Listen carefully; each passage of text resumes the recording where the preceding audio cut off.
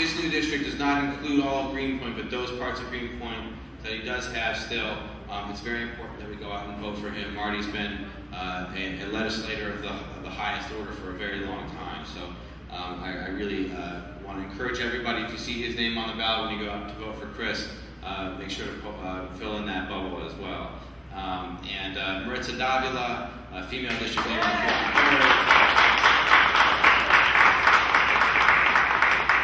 Thank you, Maritza. I want to recognize Mark. Mark, thank you very much. Mark's been phenomenal. Chris's daughter, Monica, thank you. And last, but certainly not least, I want to recognize Rachel Fuentes.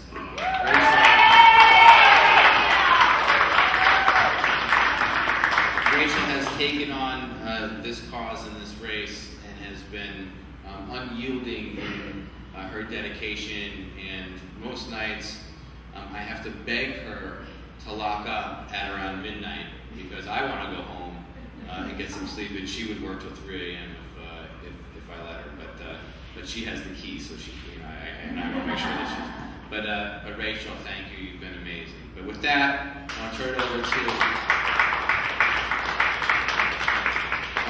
to the next state committee member for the 50th Assembly District, starting September 14th.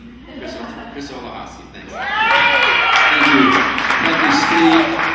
Thank you so much for those kind words, and for especially recognizing, the people who've come together to help us, elected officials, but especially all the volunteers that Steve pointed out. If it wasn't for the volunteers from all the communities, Greenpoint, Bushwick, the South Side.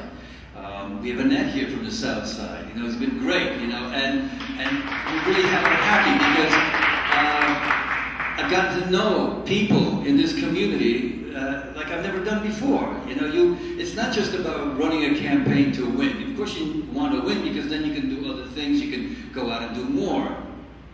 But it's the process of getting there that has been so rewarding for me. It really has.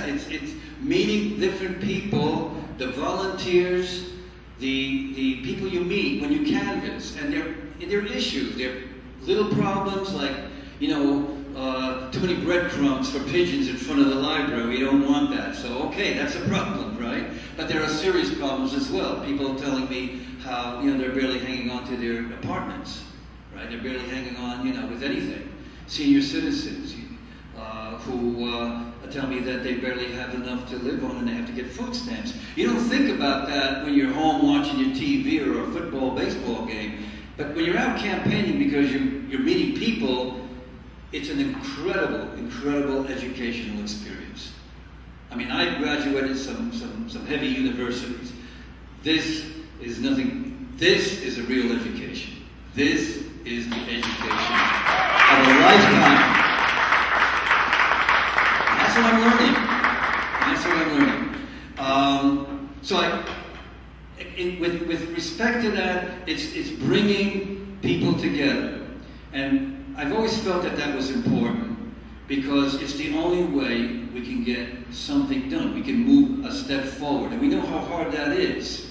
But it's when we bring different communities together over something as important as preserving the community that we have, for the people that we have, the seniors, the children, the families. We see this area, this district, 50th district, undergoing these tremendous changes. And people are saying, well, everything's changing. I can't understand where I'm living any longer. What can we do? How are we going to help each other? What can you do? These are the questions I get. And I say, the only way we can do anything on beginning this tremendous journey to make the moves that we have to make is if we work together. And I had a meeting with volunteers a few days earlier where we were talking about things. It was about the shelter problem on McGinnis Boulevard and how we can do something to change that from happening and use a better option for helping our homeless people. And Erica Volker's here, who's spearheading that effort here in our community. Erica Volker America.